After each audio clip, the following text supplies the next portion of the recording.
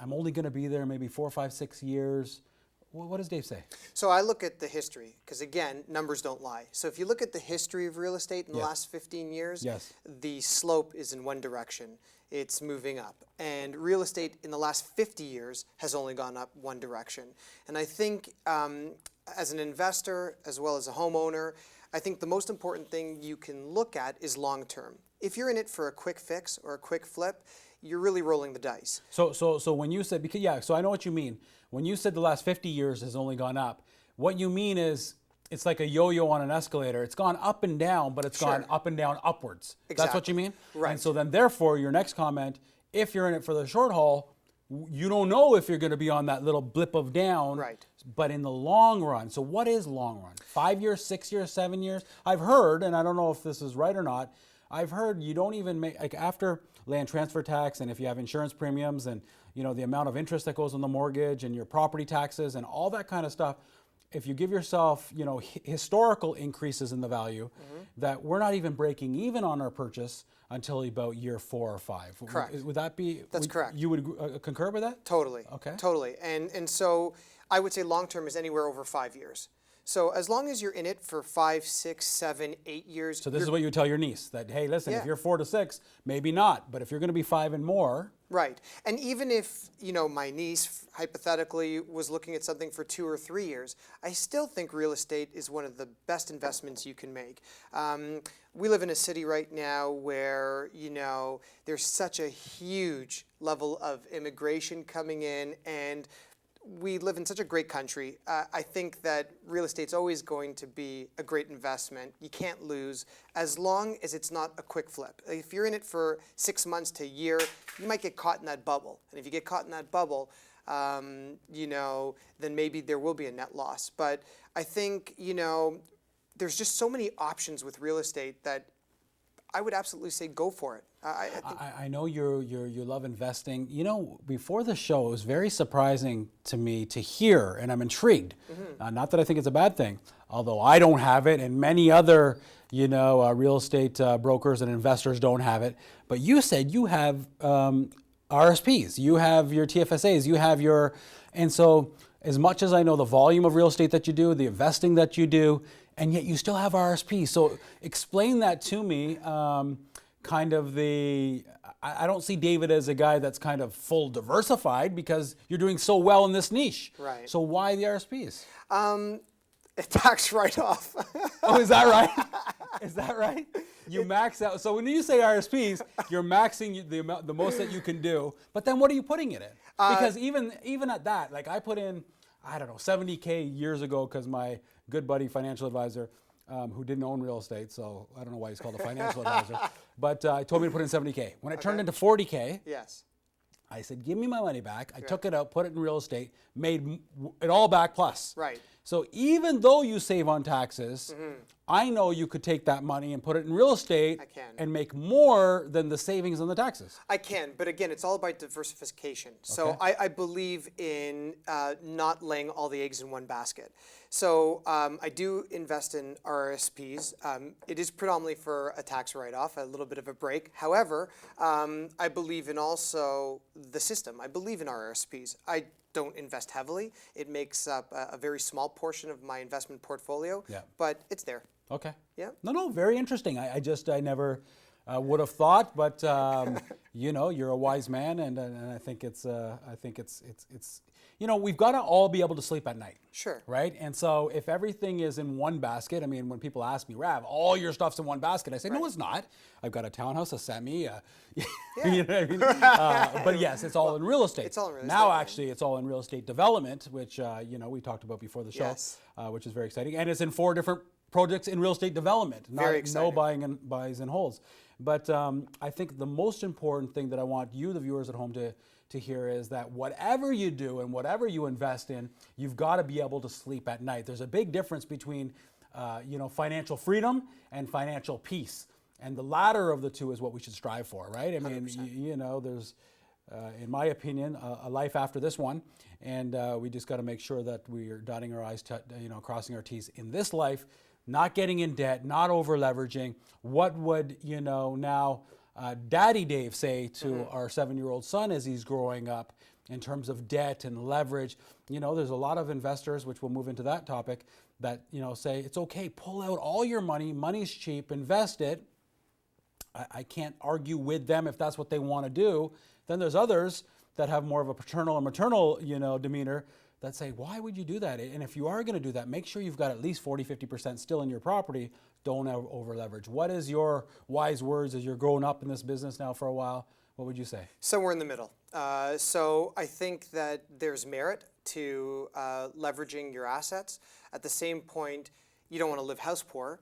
And if you can't afford to carry a property, if you aren't making the income or you just simply don't have the means, then don't do it, because you will drown. And I have clients that have drowned, and it's not pretty. Yeah. And so somewhere in the middle, I think, you know, you should take calculated risks. And I think that you should become educated with all the different options out there, but simply leveraging every single penny that you can for the sake of dumping in an investment is risky and probably not something I'd suggest. But yeah, I mean, like our parents, we love them, and it's so amazing. I love to sit at my parents' feet and to learn, my grandparents, you know, that kind of stuff. But in terms of financial education, there wasn't much, and they worked so hard and put the money under the mattress, and yet still maybe have to work so hard because the money under the mattress really didn't do anything. It wasn't the most prudent. So I agree, we've got to take risk, mitigated, but we've got to take risk. Otherwise, you know, the money that God gives us is not going to grow. Sure. And we've got to be able to do that. That's what I kind of hear you saying. That's exactly what I'm saying. And, you know, God bless our parents because they did work very hard. Yeah. And, you know, coming from a European background, I could tell you that the advice that my father would have given me or my mom would give me is not the advice I'd give my child because it's more safe. Yeah. There's no risk. Yeah. You know, it's no leverage. You don't have the money, you don't spend the money. So, you know, at the same point, I don't believe in the philosophy of leveraging every single dollar that you own into other properties or other investments. That's why I said somewhere in the middle. Yeah. And so when I talk to people about, you know, I was having a conversation last week and people just thought I was out of my mind, paying off your house in full. To me, it doesn't make sense to pay off the house in full because if, we go to that $400,000 house and I work so hard to pay off that $400,000 house and it increases 3% per year, so I've made 12 grand on my 400,000, I've only made 3%. Right. It would be better to take that 400,000, maybe take 2 out of it, pay, you know, the 3% on interest, take the 200, put it somewhere else where I can make 8, 9, 10, 11, 20% per year. So that's the book I want to read. I want to read your book. Because that's exactly what I'd recommend. Yeah. So where's your book? No. I'm saying what you would teach me. I know this is your philosophy. This is my philosophy. Right? So that's exactly it. And you know, I'm a real estate broker who rents actually right now because I felt like I can make more money putting it elsewhere than, so again, it's all about being able to sleep at night, sure, being able to go for the walk with the family, enjoying the sunshine. You know, they did an interview, I don't know how many, 100, 150 millionaires over a period of 50 years, close to death, on their deathbed. And they said, if you could go back and change 2 things, what would they be? The majority all said, number 1, I wish I would have spent more time with loved ones.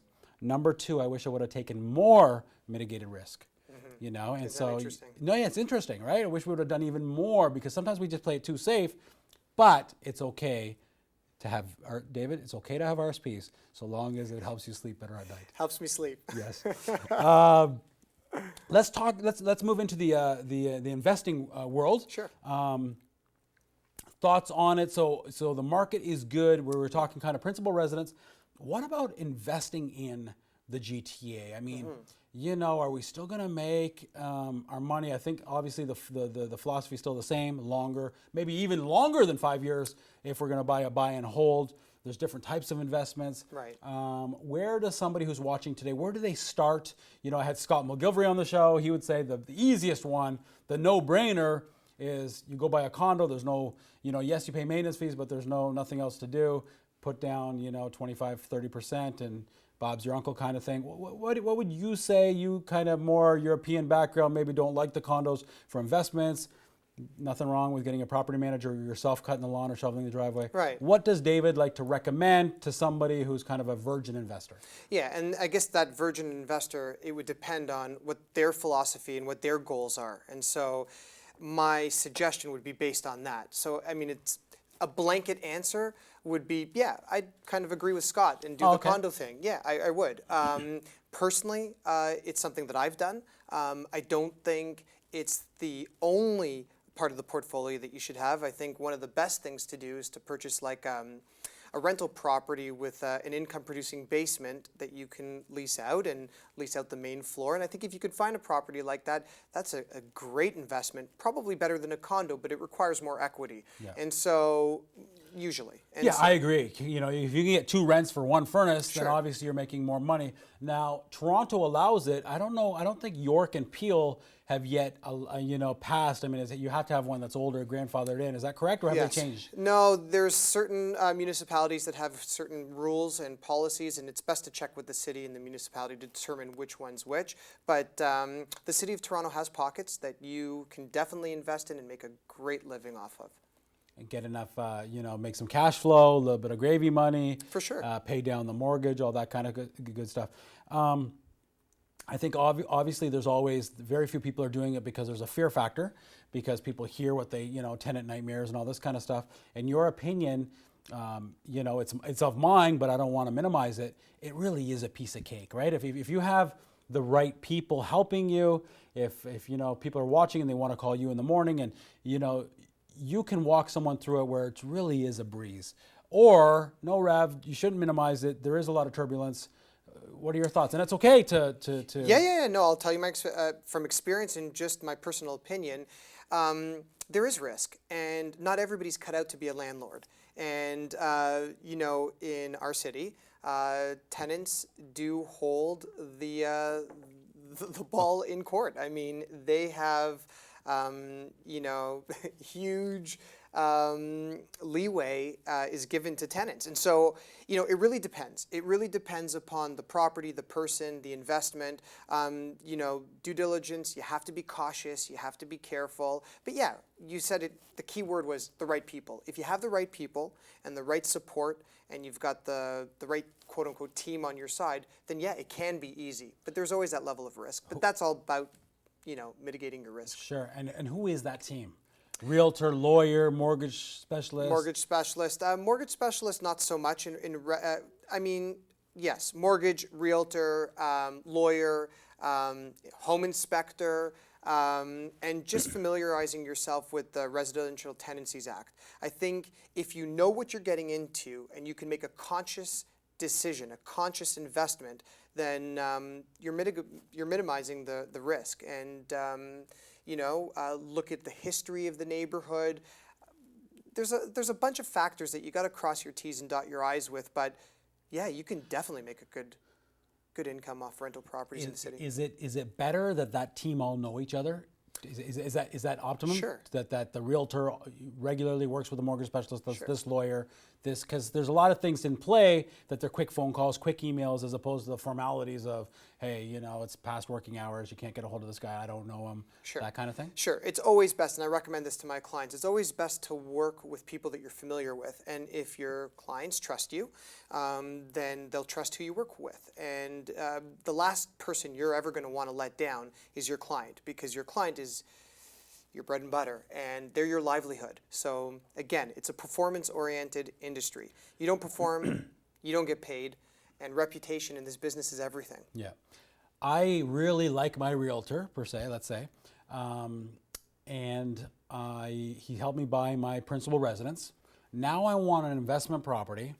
He doesn't have any investment properties. He's never had an investment property. Can I still use him? Do you recommend I still use him? Is it a whole different world? After all, he is a realtor. Your thoughts there? That's a good question.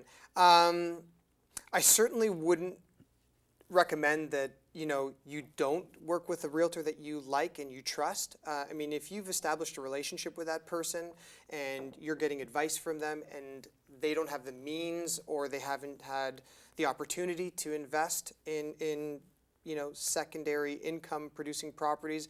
That shouldn't limit you to working with them. But yes, there's something to be said about working with people that know and have invested their own money, their own equity, their own assets into investments. Because it really is apples and oranges, right? I mean, even though it's the realtors and even though they're still the same properties, a business, an income-producing property is different than the principal residence. It is. And there's, capital gains tax that you have to be concerned about. And there's certain questions that you have to be ready and be prepared to answer. And so it's a great question. I think it just depends on the person, the agent, their capability, and the comfort level. I've been doing the show for a decade now, and I tell the viewers at home, and I still tell them, if you are looking for an investment property and your realtor doesn't have one, I tell them run as fast as you can. But I know that might not be fair because you're saying, Rav, there's a lot to be said for a relationship. It's hard to find great chemistry with people in life. And if you can find great chemistry, then maybe that realtor knows another realtor that can kind of get involved and help, and we give a little bit of money and that kind of thing. So. Absolutely, it's a chain. And so if you are willing to work within the chain, you see what you're doing to me? You're causing me to be a little bit of a humanitarian, give people a break. So not so much as have an edge. You're a humanitarian. Thank you, David. I appreciate that. So what's next? What's next for the Alfasi Group? What's next? You're building a team. You're on fire. You're having fun with your family.